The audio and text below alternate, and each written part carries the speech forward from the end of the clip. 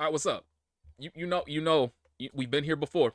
I'm a broken record. We've been here before. Once again, French Bread has released a balance patch. And once again, if it's not all buffs, it's almost all buffs. I have not gone through the entire patch notes. Let me just show you this actually real quickly. I'm at the bottom.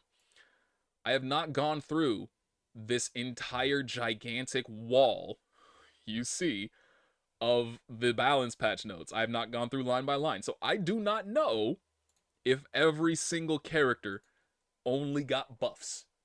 But for the characters that I have looked at, every single change has been a buff so far. It's a problem. And the main reason why I actually hate it is I think Izumi is the most interesting character design they have released, period. Straight up. That's it. When I first, like, you can even go back, probably see me talking about Izumi and just saying, like, yeah, I don't think I'm going to be interested in her. She just doesn't, like, just from what I can see of her portrait, I don't see her going in a direction that I'm going to care about. She looks amazing. And she looks like she's a lot of fun. I don't think she's, like, a top tier character, but she still looks like she's a lot of fun to play. And she has a lot of interesting mechanics behind her. And so my experience was, oh, the game got patched. Let me hop on over, try out Izumi, see what's going on, do her mission mode, etc., etc. So I do that, and I'm like, yeah, this is a lot of fun. It's a shame that I don't have the version that gets the free DLC on PC since that's where I play the game. But I might just drop the $5 to get her if I want to potentially play her. Why not? Let's go see what people are talking about in the world of Undernight right now. Not a single word about the character. Nobody's talking about Izumi. Balance patch. Why did X character get buffed? Did X character get nerfed? No, they got buffed? What the hell? This entire balance patch is nothing but buffs? Come on, what are you doing? Dominated by discussion of that. I go watch people streaming. They're actively playing Izumi. And the people watching them, yo, what the hell is up with this balance patch? Nobody's talking about the character. She has been completely and utterly overshadowed by what I can only describe as this shit show of a balance patch. And that is a massive shame. Like I said, I think she's the best looking character in Undernight right now. Straight up. And nobody cares because this balance patch is such a dumpster fire. It sucks. And something has to be done. Because the main thing, too, just from my angle, right? You already know because I have these two videos. I've discussed this at length. I've talked about how I think it's a problem.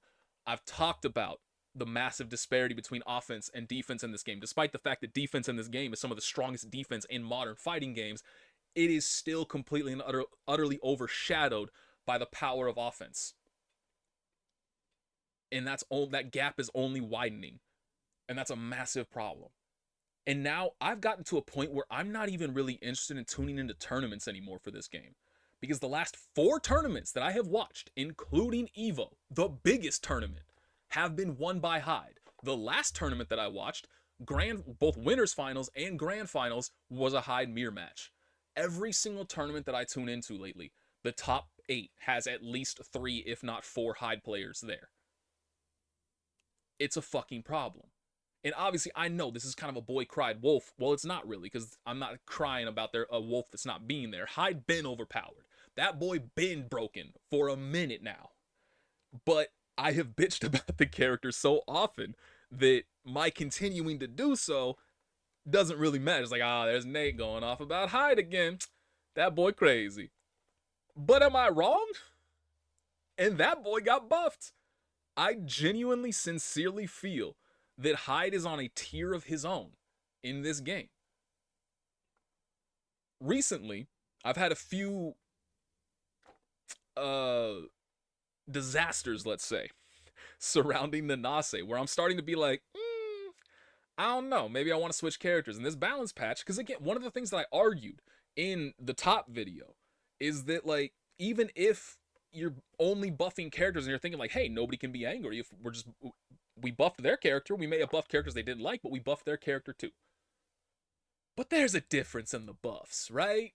If you go and look at Nanase's, her buffs are kind of meaningless. She didn't really get anything in the balance patch.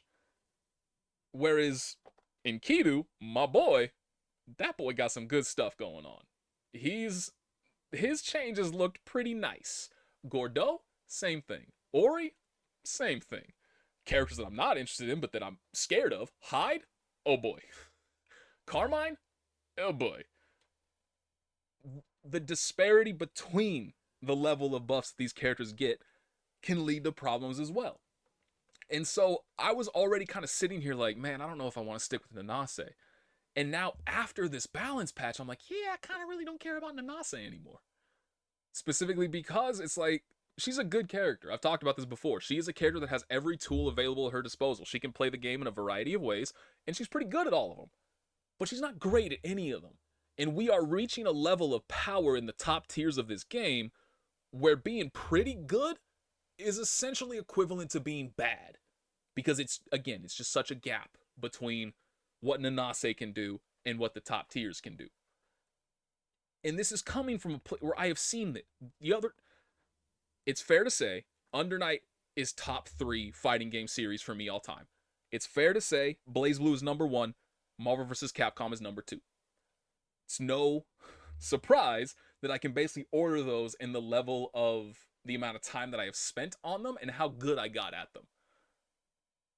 BlazBlue Central Fiction is in that same exact scenario right now. Thankfully, they did nerf most of the top tier characters in 2.0, but still, like the 6 or 7 best characters in Central Fiction are in a level of their own, where they essentially make everybody else in the cast almost irrelevant, because they are just that much stronger than everybody else. Ultimate Marvel vs. Capcom 3. I love that game. Back when I was grinding it, back when I was actively playing it, back when I was actually good at it, I had like 8 different teams comprised of completely different characters that I would play and enjoy and have a lot of fun with. There are a lot of very good characters in Ultimate Marvel vs. Capcom 3. And yet only one of those teams, which was my main team, the Nova Spencer Shell, is actually viable at a high level, because the rest of the characters, despite the fact that they are very good, cannot touch the power level of characters like Nova, like Virgil, like Morrigan, like Zero, so on and so forth, right? If you tuned into the last Ultimate Marvel vs. Capcom 3 at EVO, not the side, but like the main tournament, which was that 2 years ago, top 8 had what? 4 Zero May Cry teams, 2 Morrigan Doom Virgils, I think, if I remember that correctly. I think there was 1 Nova Spencer Strange, and then I can't remember what the last one was. But like, that's welcome to top tier Ultimate Marvel vs. Capcom 3. It's kind of the same thing as Marvel vs. Capcom 2. 90% of the cast is just irrelevant in comparison to what the top tiers can do. That's not a healthy place for a game to be. And so, like, for me, somebody that absolutely loves this game, that wishes more people were playing it so that I could grind it more consistently, I'm starting to reach a point where I don't even want to watch the game anymore. Because all I'm seeing are the same characters, and most of what I'm seeing, again, are Hyde. And they don't care. The devs don't care. And it sucks. Again, that's kind of just my entire main issue, is not just, okay, there goes French Bread again doing this all buffs thing. Oh my god, Hyde's still going to be the best character in the game. Okay, Carmine is persistently a problem. None of that matters. The part that pisses me off the most is that this character, Izumi, that I thought I would not give a single shit about, actually winds up looking phenomenal, and nobody cares about that because of how shitty this balance patch is. And that sucks. That sucks. I'm just, because originally too, I was actually going to talk about this a little bit, because I still need to do a Nate Talks. I want to talk about like all the fighting games that released, and you know, like what is going on with fighting games since I've been gone. And part of what I wanted to talk about was a little bit of disappointment with Under Night, because they had a real opportunity. They should have taken advantage of the opportunity of the eyes they had on them at EVO to release Izumi directly after EVO, right then. Because 2 weeks after EVO is too long. The majority of people are going to forget that aren't already Under Night fans. But if you release her that weekend, especially when your game is currently on sale, maybe there's a different scenario in hand for you. Maybe you can get some new players. That's what I hope for. And so I was going to talk about being disappointed by that. Now, I'm not so disappointed anymore. because all of the attention, instead of being on Izumi, would have been on this balance patch and all the discourse surrounding it and all the negativity surrounding it, which I understand I'm adding to it. But there's no positive spin to be had for this. This is just exacerbating the issue that as far as I'm aware, nobody is really truly happy with the development of Uni 2 and how it's gone since its release. It's the problems have just continued to get worse with every single balance patch. And they just keep moving forward with it. And also the inconsistency behind it too, just as an example. Gordeau. I think this is now, they buffed Grim Reaper's range. I think this is now the second cycle where they nerfed Grim Reaper's range, buffed it, nerfed it again, buffed it again. Make up your fucking minds. That's the other problem, is that there's a clear inconsistency behind these changes, where I've had this happen with BlazBlue, where it's like, do y'all actually have a game plan, or are you just fucking firing darts at a wall and seeing where they land and being like, all right, we'll do that?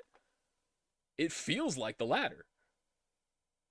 So yeah, yeah, Izumi's awesome, and she deserves so much better than this.